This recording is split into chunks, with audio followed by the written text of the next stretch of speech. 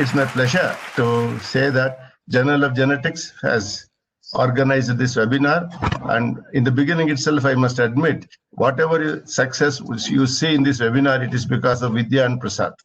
They have done a great job. We have a host of speakers across 7 different countries, and 12 speakers are outsiders. So thank you, Vidya. I will now itself, I will do acknowledgement, Vidya and Prasad. Sir, Professor Partha Majumdar, sir, since 3 years we are doing these conferences to coinciding with the meeting of the editorial board. But because of the COVID, we couldn't do that this time. So therefore, and we planned to have this webinar, inviting people across the globe. And as you could see, among the participants, we have senior people and also middle-aged people, so that the beneficiaries would be our students and our research scholars. So I take this opportunity to extend a very warm welcome to each one of you. And again, Partha Majumdar sir, in spite of your today's meeting, you have another meeting at 10:30. In spite of that, you have agreed, and it's a great coincidence for all of us. You belong to the same discipline, same subject, and you're also the president. I extend a very warm welcome to you, sir.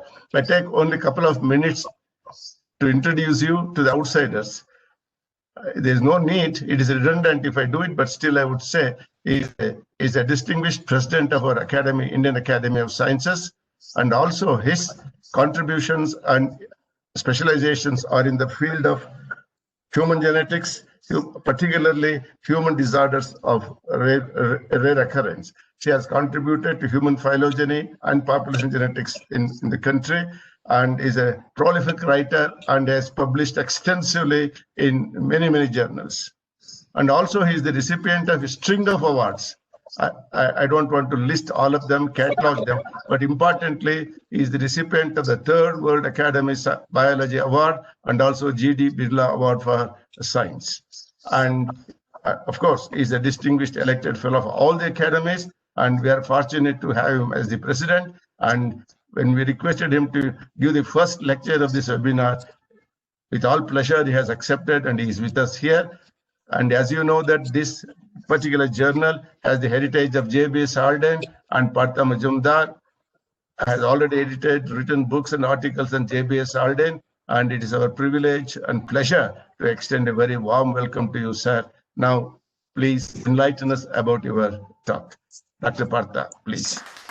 I'm honestly very touched by your kind introduction, and I also thank Prasad, Vidya, Amitabh, and especially you for inviting me to give this talk.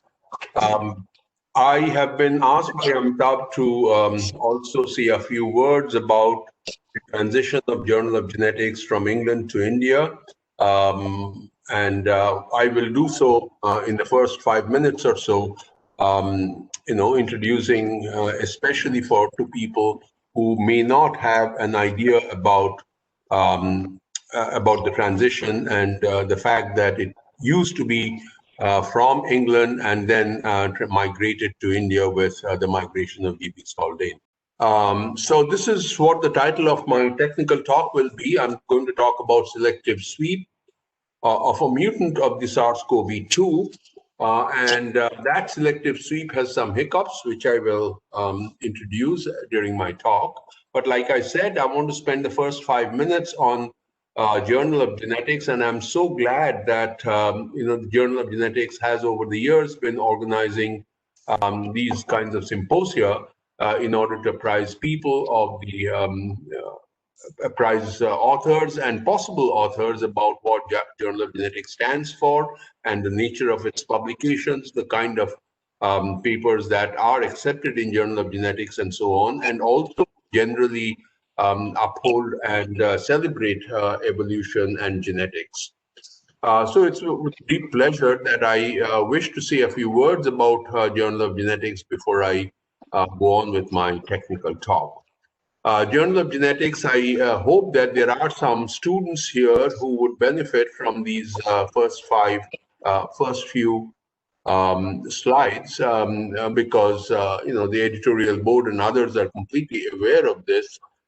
So let me hoping that there are some students, let me informed that the Journal of Genetics was founded in 1910, one of the oldest science journals, at least certainly in the area of genetics, that was founded by William Bateson and Reginald Punnett in 1910.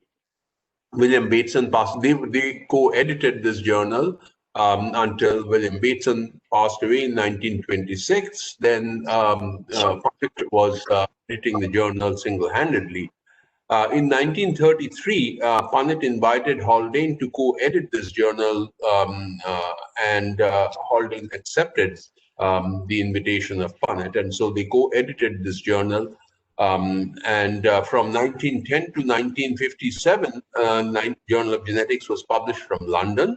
All of these people were in London. The science of genetics, a large part of it was born from Great Britain, from the UK. So 1910 to 1957, Journal of Genetics was published from London. In 1957, Haldane moves to India, and he wishes to bring Journal of Genetics with him. And I say wishes to because his wish was not met very encouragingly. And I wish to read this from C.H. Waddington, who actually opposed or did not heartily welcome the move of Journal of Genetics to India.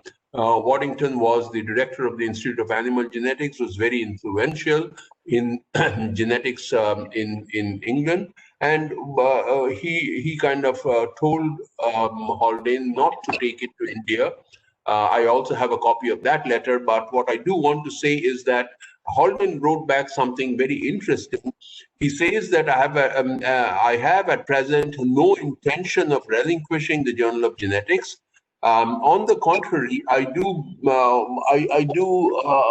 I'm hoping to reduce the price by getting it printed in India.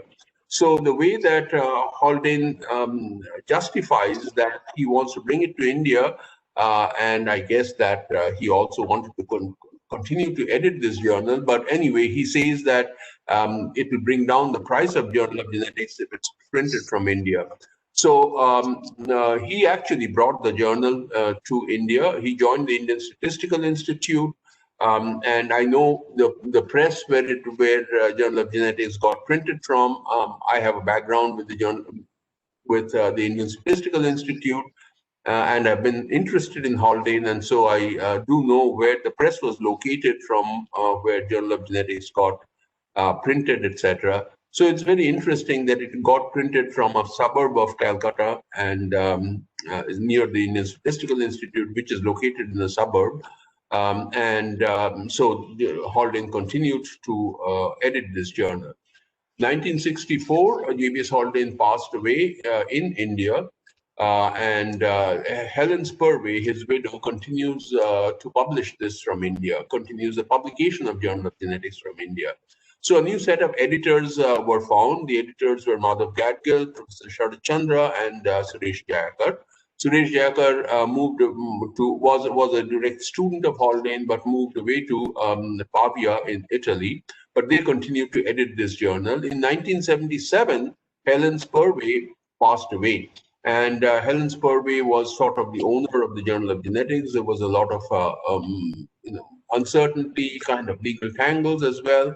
So 1977 to 1985, there was no Journal of Genetics. And essentially it was, I know that Professor Sharat Chandra played a major role in, having the Indian Academy of Sciences resume publication of the Journal of Genetics. And it actually started publication. The publication of Journal of Genetics resumed under the aegis of the Indian Academy of Sciences in 1985. And then there have been a series of people who actually took ownership. By ownership, I don't mean financial ownership, but ownership in seeing that the Journal of Genetics thrives under the Indian Academy of Sciences. And Professor Ranganath has been the last one. He wished to move away from the editorship, and we now have a new editor who will come in. But they have been doing so well and making Journal of Genetics internationally known. So it's with deep gratitude that I wish to express my deep gratitude not only to Professor Ranganath, but all of the previous editors since 1985, and particularly to Professor Sharat Chandra, who actually thought that it's a good idea for the Indian Academy of Sciences to co-publish. The journal is now co-published with the Spring of Nature and the Indian Academy of Sciences. For those of you who want to learn more about Journal of Genetics, the history of Journal of Genetics, Professor Nanjandaya, Professor Veena Rao, and myself, we had edited on the occasion of the 125th anniversary, that was 3 years ago, of JBS Haldane, a special issue of the Journal of Genetics, and Dr. Veena Rao actually wrote an article that contains a lot of historical documents, letters, and facsimiles of letters, and so on, of GBS Haldane from the Journal of Genetics. So for those of you who are interested in knowing in more details about the Journal of Genetics, its foundations, its founding, its foundations, and the migration to India and what happened in the interim, you should read this article, a fine article by Dr. Veena Rao. So I will. This is what Journal of Genetics is. It stood for good science, good genetics, and it continues to stand for good genetics. We hope that the Journal of Genetics will continue to improve, but certainly it's a very nice outlet for those of us who work in the area of genetics and broadly and at various levels. Thank you very much, and this is what I wanted to say about the Journal of Genetics and its transition to India. I now will move on to my technical talk, which has to do with the selective sweep of a SARS-CoV-2 mutant with some hiccups, and I will initiate this with the first slide because I know I'm going to run out of time. And essentially, we have a number of young people who actually drove this study, not only by doing all of the computational and other kinds of work, experimental work, but also providing ideas. And one of the key people who provided most of the ideas was Nidan Biswas, a colleague of mine at the National Institute of Biomedical Genomics, formerly a PhD student of mine. And we work together to make this happen. And there are two parts to it. One is quite evolutionary, and the second is more in terms of post-viral interactions, which is also genetic, but it's not necessarily evolutionary. So that's what it is. All right. So let me start with the general notions of general facts about the novel coronavirus. There was a cluster of 27 pneumonia-like cases of unknown etiology, and this happened in Wuhan on December 30th of last year. And then on January 1st, there's a big seafood market in Hunan. All of this may already be known. There's a big seafood market in Wuhan, and that seafood market was closed on January 1st of this year because of this unknown pneumonia-like cases. The novel coronavirus was isolated on January 7th. The sequence, it was completely sequenced on January 10th, or the sequence was released on January 10th. It was temporarily named as 29nCoV, a novel coronavirus, by the WHO, but we know now that it's been renamed as SARS-CoV-2. The first case outside of China was in Thailand, that was detected or detected or reported was in Thailand on January 13th. So between this January 1st and January 13th, it already made a travel from China to outside of China. And then, of course, we know that eventually it became there was a major outbreak, then it became an endemic. And now it became an epidemic. It was declared as an epidemic, and now it's become a pandemic after it crossed all of the international borders, and many people have died. This is dated 2nd November, and as you can see that the total number of cases is many million, and a large number, and this cuts across all geographical regions, country boundaries, and so on, and a large number of deaths have also occurred. Just to recapitulate about SARS-CoV-2, in case you're not familiar, I'm not making any assumptions about familiarity of this virus or how viruses transmit, so I'm going to sort of not make any assumptions. The SARS-CoV-2 is a single-stranded positive sense RNA virus. By that I mean it's like an mRNA ready to be copied. So it's a positive sense RNA virus, and its genome length is about 30,000 bases. So it's 30,000 bases of RNA, A, U, G, and C.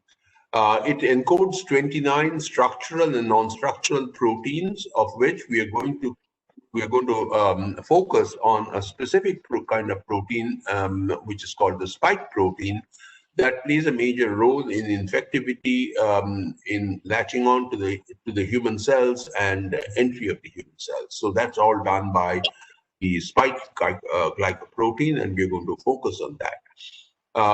The nucleotide identity for inferring evolutionary descent, the inference about the evolutionary descent is that it moved from the bat to the pangolin to the human. So it arose in the bat, and it had an intermediate species, it had an intermediate host, and it eventually came to the human. So with the nucleotide sequence, the human SARS-CoV-2 has a 96% sequence identity with the bat CoV-2 and a 91% sequence identity with the pangolin CoV-2. And there have been other coronaviruses that infected humans, and this was the MERS, the Middle East coronavirus, and also it has with the common cold coronavirus, it has about 50% nucleotide identity. So based on this nucleotide identity and other considerations, it's been inferred that it arose in the bat. This novel coronavirus arose in the bat. There wasn't the intermediate species, which oftentimes happens because which oftentimes happens before it can infect the human. There's usually an intermediate host, and in this particular case, the intermediate host is pangolin, and all of this is done through sequencing and sequence identities. We're going to focus on one particular position of the spike protein, the 614th position of the spike protein. In the 614th position, I just want to point out that all of these ancestral species, including the human, have an aspartate or an aspartic acid at that particular position, 614. So it's the ancestral sequence or the ancestral coronavirus has 614 at this particular position, and we'll try and remember that because we are going to revisit the position number 614 many times during my talk. As we know, viruses cannot survive without their hosts. To replicate, they have to enter host cells and hijack the host cell machinery to their own advantage and replicate. Therefore, viruses really don't want to kill their hosts because it's not to their advantage if they kill their hosts. So the mortality with respect to SARS-CoV-2 has been small. I think there is a mistake in SARS-CoV-2. This should have been SARS-CoV-2. Okay, SARS-CoV-1, which again arose about 10 or 12 years ago in Wuhan, had a mortality rate, killed about 11 people of the 100 people that they infected. In the interim, about I forget the date, I think it was 2003 maybe, the MERS coronavirus arose in the Middle East, and that had greater killing power, or the mortality was 34 people of the 100 people that infected. And the SARS-CoV-2 is actually killing less than 3 people. The last one should be SARS-CoV-2 is actually killing less than 3 people of the 100 people that it is infecting. So the mortality rate for SARS-CoV-2 has been small, and therefore, in some ways, the SARS-CoV-2 is a kind coronavirus.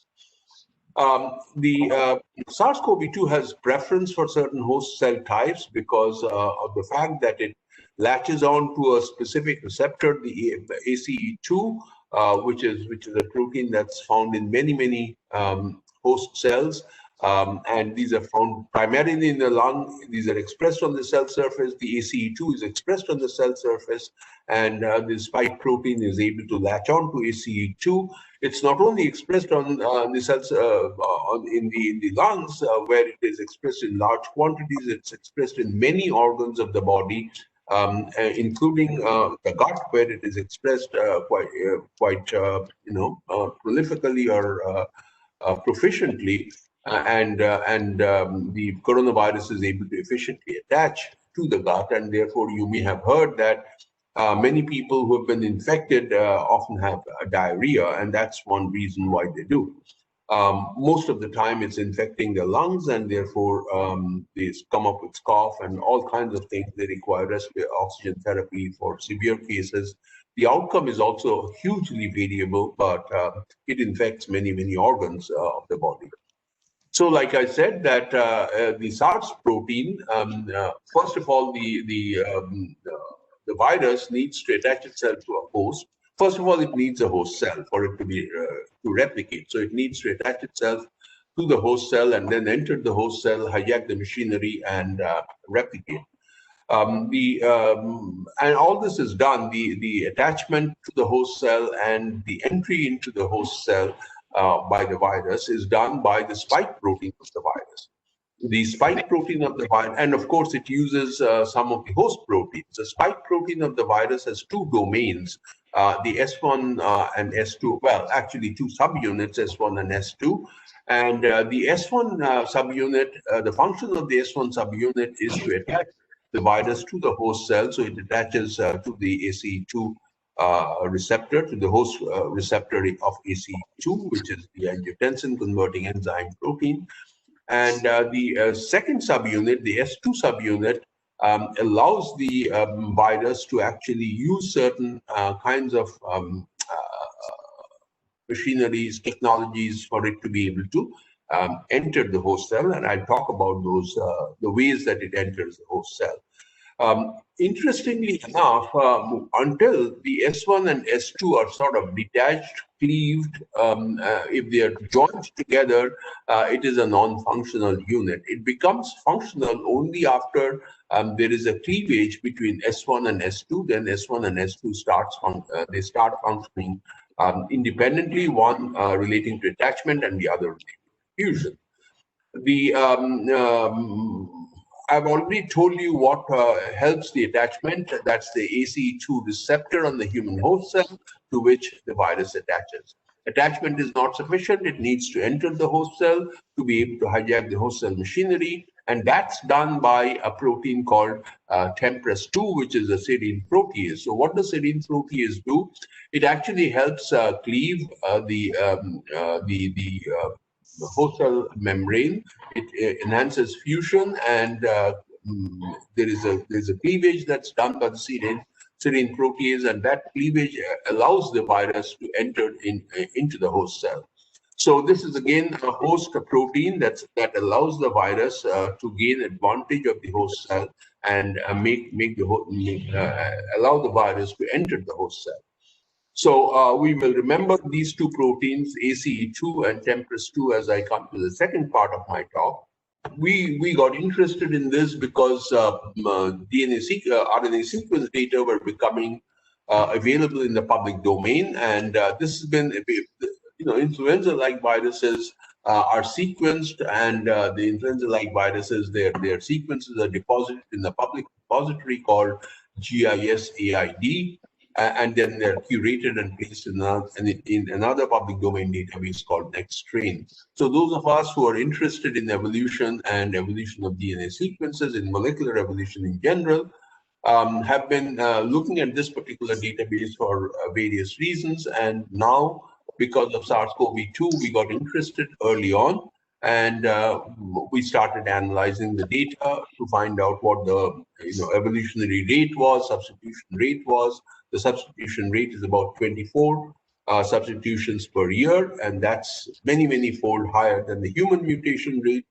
Orders of magnitude higher than the human mutation rate. It's also orders of magnitude higher than the rate of the human immunodeficiency virus, at least 10-fold higher than that. So there is a lot of substitutions that go on, but as you may imagine that per year is many generations of the virus. Well, virus doesn't have a generation, but if I was to draw an analogy, that's many generations of the virus. So the rate is really not comparable to the human generation time. So anyway, it evolves very fast. So what we did was we were analyzing these sequences as they were being deposited in the Nextstrain repository. And our analysis was primarily from the point of view of estimating mutation rates, trying to look at clades, the phylogenies of these as the virus was evolving, etc. So we analyzed about 3,500 RNA sequences, and we collect these. Were by then, this is in April.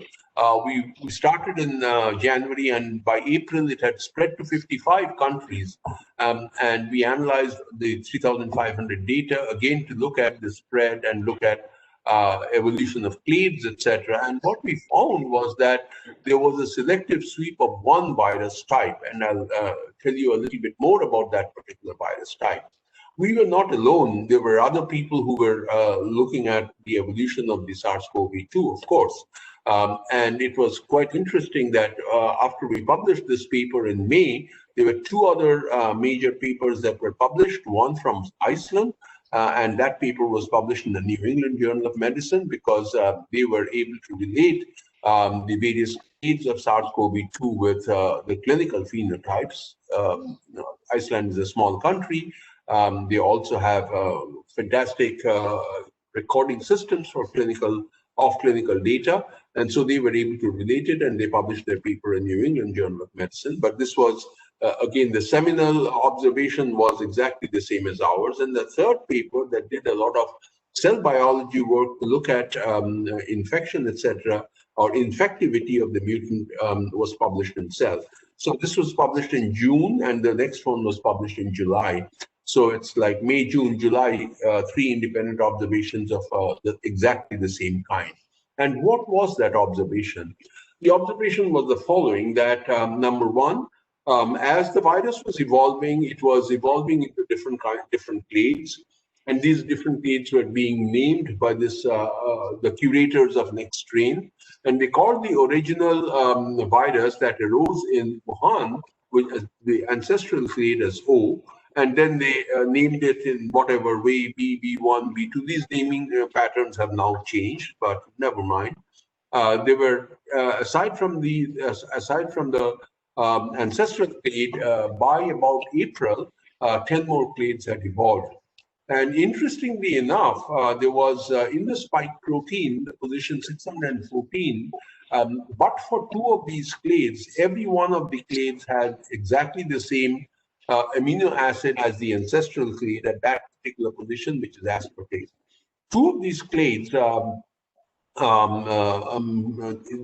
which was called A2 and A2A, these have at that particular position, the 614 position, an amino acid substitution. The aspartate is replaced by an amino acid called glycine. Why is this important? It's important because of another observation that we made, which is why it attracted global attention, is the following, and I'll share that observation with you. So as we were looking at, so this is in March, January to March, a large number of sequences had actually accumulated, and we had access to these sequences. What we had learned was that as the virus was spreading in various countries, it was not the ancestral type that was gaining ground.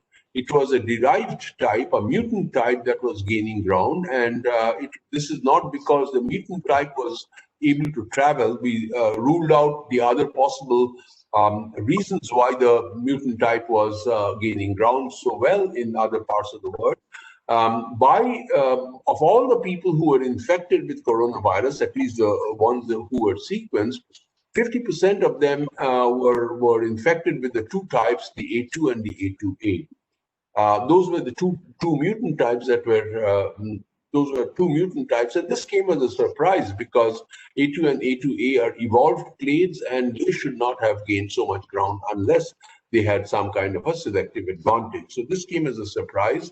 We continue to track the clades and the spread of the clades, and by May, that was March, by May, about 70% of all people infected were infected with the 614G, the derived evolved clade, not the 614D, which is the ancestral clade, 70%. So this, the left-hand panel is A2 and A2A. The right-hand panel is by A2 is by clade essentially, and the right-hand panel is by these types, 614D, which is the ancestral type, and the 614G, which is the derived type. As you can see that the golden color is the derived type and the green color is the ancestral type.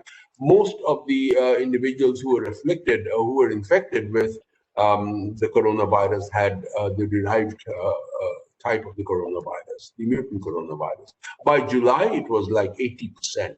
So this coronavirus, the mutant coronavirus, the 614G, evidently had a major advantage. And in the Cell paper that I talked to you about by Korber's group, this was a collaboration between a whole group of UK scientists and scientists in the US. They did a number of cell line experiments and showed that the infectivity of the the mutant coronavirus was far more than the infectivity, the efficiency of infectivity of the original D subtype of the coronavirus, of the ancestral clade.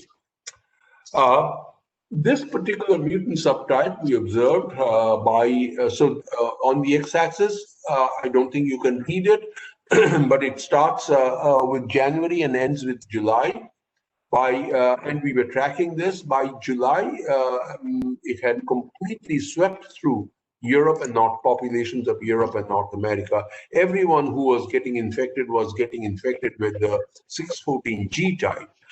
So there was evidently a fantastic selective sweep of this mutant coronavirus, and it happened because of the its increased ability to infect host cells. And we'll come to the ability to infect, the biology of ability to infect host cells in a minute.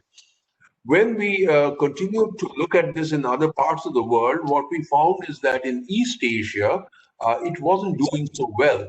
This particular mutant coronavirus wasn't able to spread so well in East Asia. So there was obviously a Caucasian, non-Caucasian divide. In the Caucasians, it was able to spread very well. In the non-Caucasians, it wasn't able to spread so well in populations of East Asia. So we asked ourselves, why is it that it's not able to spread so well in East Asia? And that brought us into the biology of infectivity, etc., and human genetics, which I will provide to you now in the next few minutes of my talk. We also did some modeling. We wanted to ask the following question: how long might it take for the mutant coronavirus to reach 100% in East Asia? As you can see that these two upper bars are essentially Europe and North America, where they have reached, they have plateaued at 100%.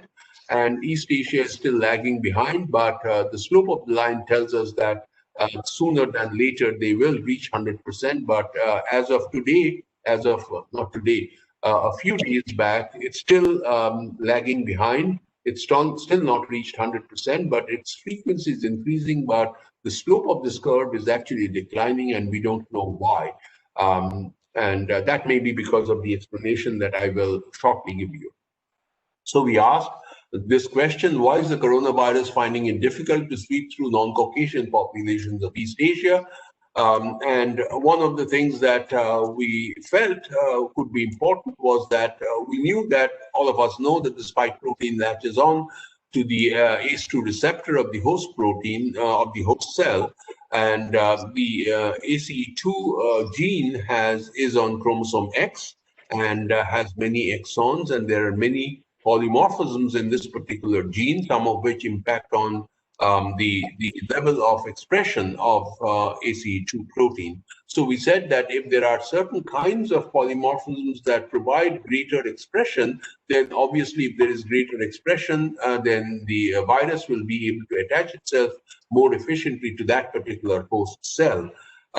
We looked at these, and indeed there are some polymorphisms that provide higher levels of expression of the ACE protein, but then the levels of expression must be different between Caucasians and non-Caucasians, and none of these mutations that provided either in the promoter or in the gene body that provided additional expression level, these polymorphisms were not statistically, the allele frequencies were not statistically significantly different between the Caucasians and non-Caucasians. I'm not showing you the GORI data, the detailed data of these polymorphisms. So, like I said, some variants impact on ACE protein levels. There is no significant difference between Caucasian and non-Caucasian populations in the frequencies of such variants. And therefore, this wasn't an explanation that the virus, because of the host polymorphisms, is able to attach itself better in the Caucasian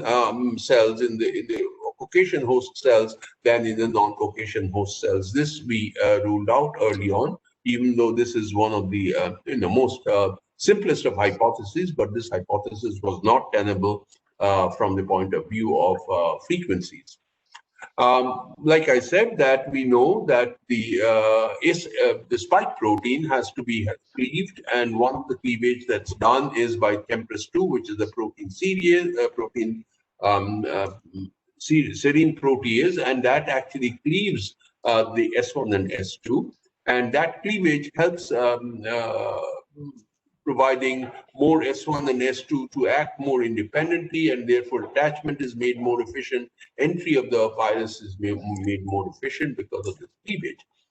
We recognized, or we realized, that the D2G mutation creates an additional cleavage site adjacent to the TMPRSS2 cleavage site. And this cleavage site, this is in position 615 and 16. This additional cleavage site is a neutrophil elastase cleavage site. And we reasoned that this neutrophil elastase, the gain of this additional cleavage site actually might promote better entry of the virus into the host cell. There are some experimental evidence now revealed that, as a matter of fact, if you have this G mutation, the mutant coronavirus has actually fourfold higher ability to enter the host cell, and that this particular mutation enhances viral infectivity. So, as you can see here, there are two different cell lines, and the first two bars, the first bar is D, the second bar is G on a particular cell line. That the second the third and fourth bars are exactly the same order, D and G, and this is using a second cell line. So essentially, across cell lines, this has a much higher infectivity, and it's about fourfold higher infectivity of the G mutant compared to the D mutant. So this is neutrophil elastase. Then we felt that it is quite possible that neutrophils, as you know, circulate. It's quite possible that for whatever reason, the Caucasians have a higher number of neutrophils compared to the non-Caucasians. So even without invoking anything else, just the number, there's a count of the neutrophils, average number of neutrophils available to a Caucasian individual, may actually explain this ability to infect better and in a Caucasian individual than in a non-Caucasian individual. We actually did not have data on the counts of neutrophils in Caucasian blood compared to the non-Caucasian blood, but we looked at the literature, and there was a paper that was published in the American Journal of Human Genetics in 2016, where they did a large-scale genome-wide association study. I won't get into the results of the association analysis, but what they showed was that neutrophil count, if you look at the second bullet point, well, they studied Europeans, Africans, Hispanic American, Americans, East Asians, and South Asians, and they concluded that there was, with respect to neutrophil count, there was no significant difference that's attributable to differences in ancestries. So essentially, the Caucasians and non-Caucasians, as you can see, that East Asians were also included here. The Caucasians and non-Caucasians, in terms of the neutrophil count, did not show any major differences, and therefore the availability of neutrophil elastase as a result of higher neutrophil count is not tenable among the Caucasians, is not a tenable proposition.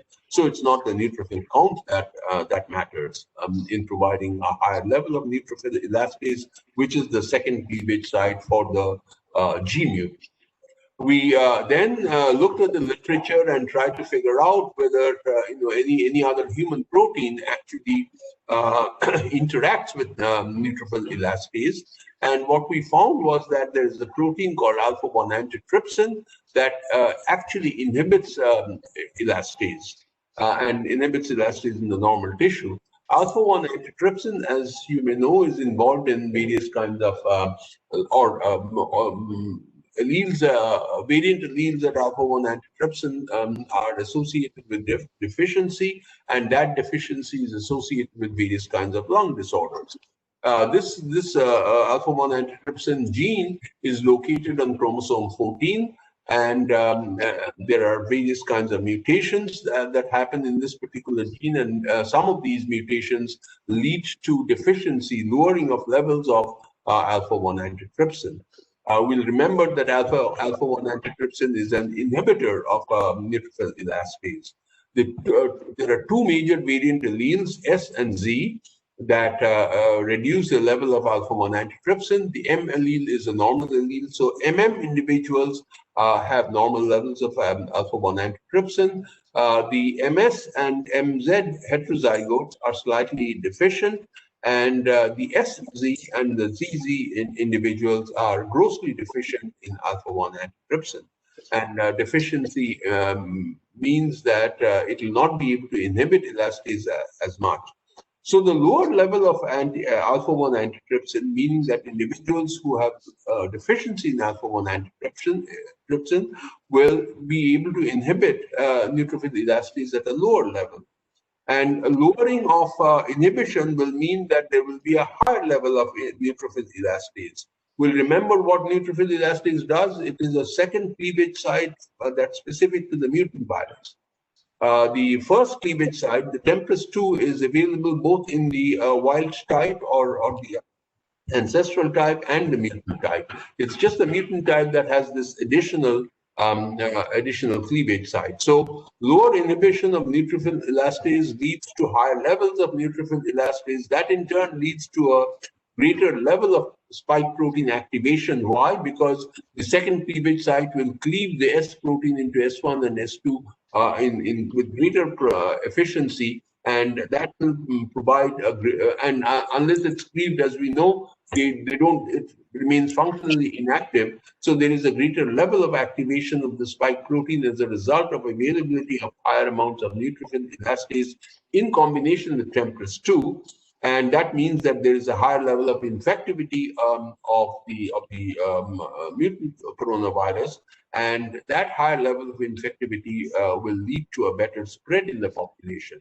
Now, up until the high level of infectivity, these are cell line experiments that have been performed and have been able to show that indeed there is a higher level of infectivity among cell lines derived from deficient individuals compared to non-deficient individuals of alpha-1 antitrypsin.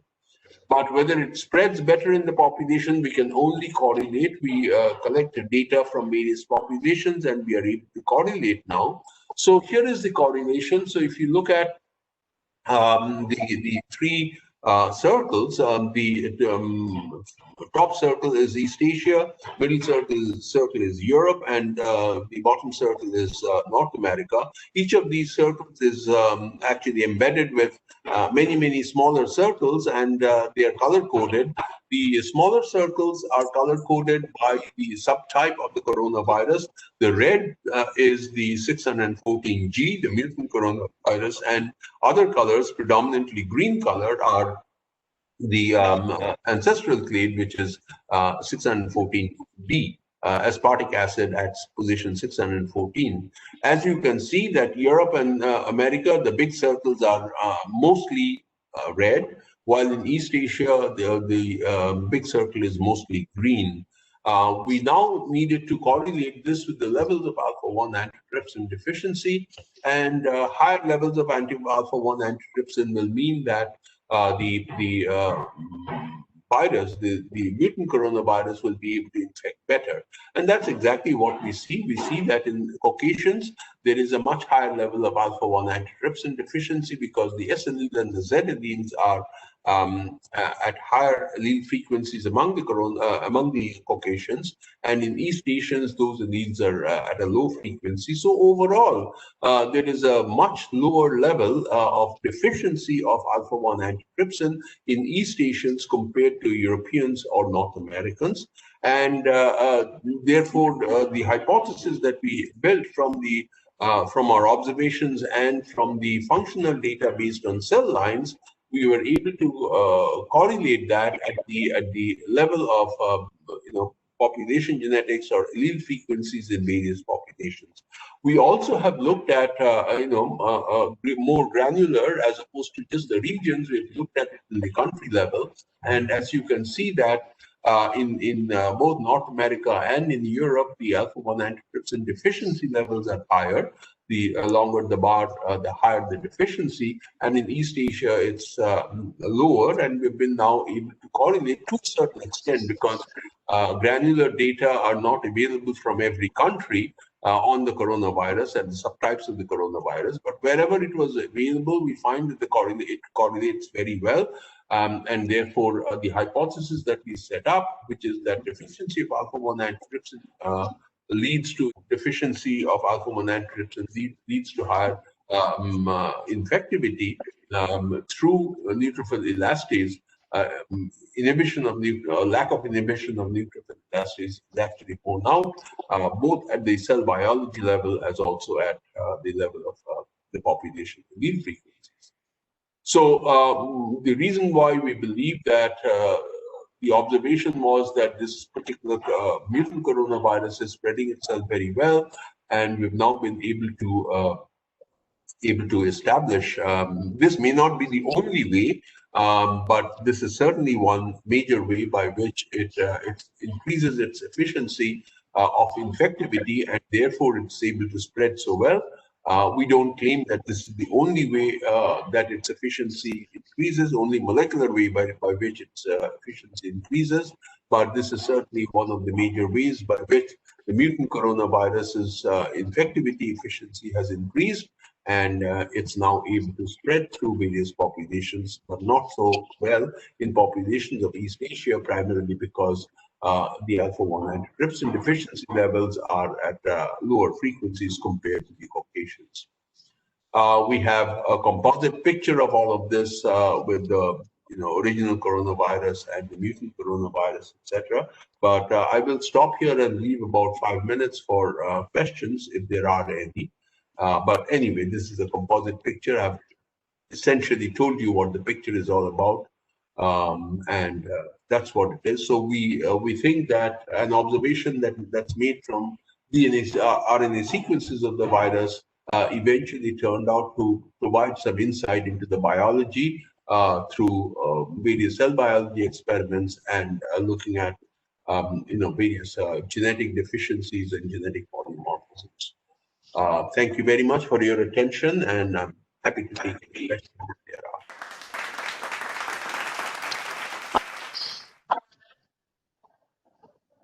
Asking why SARS-CoV virus has varying lifetimes on different non-living substances? I won't hazard a guess. I'm not a virologist. I don't have any idea. But I thought that it was about 72 hours on any surface. Is there a major difference across surfaces? I don't know that. Could it be that non-Caucasians in their native might have different neutrophil counts than Caucasians in their native habitats? That is a G/E interaction for neutrophil count. Well, I in that particular American Journal of Human Genetics in the study that was published in 2016 in the American Journal of Human Genetics, the individuals who were recruited from their native habitat. They were not people in the United States. It had a large authorship. They were recruited from where they were resident. So I would imagine that it was in their native habitat, and there may still be some G cross E interaction, but we're not very sure. But at least in that paper, the sampling was done from wherever they were located. Carmen Coelho has a question. Does elastase cleave after the virus has bound to the receptor or before? After. A question from Vishwanath Varma. Do AAT levels or frequency of AAT deficient infection and R0 also correlate with? Infection or not? Infection, I'm not getting into R0 right now because there is one other layer between R0 and the molecular level that we're talking about. So I'm not getting into R0 right now. But the level of infection is certainly higher because in individuals who are deficient for the alpha-1 antitrypsin deficiency, for alpha-1 antitrypsin protein. That's a major point that I made, that the individuals who are deficient will have a greater chance of being infected, and the efficiency of infectivity will also increase. Do you know what kind of variability is found in the African populations in terms of the mutant? What kind of variability in SARS-CoV-2? The mutant versus the original type. Yeah, so the point is that from Africa, the sequences are not coming along as much compared to the other regions.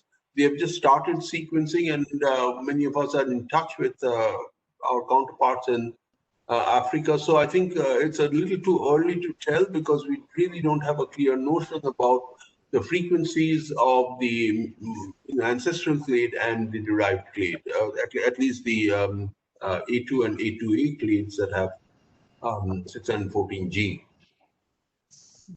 Thank you. I think Professor Ranganath will take over. Yeah. So, Dr. Partha, we had a great beginning of this webinar.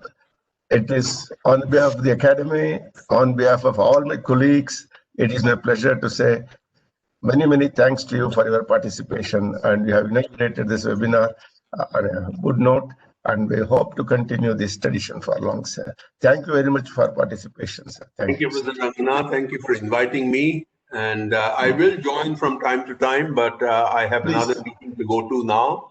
So I'm going to cut off and wish you all the best. Thank you, Partha. Thank you very much. Thank you.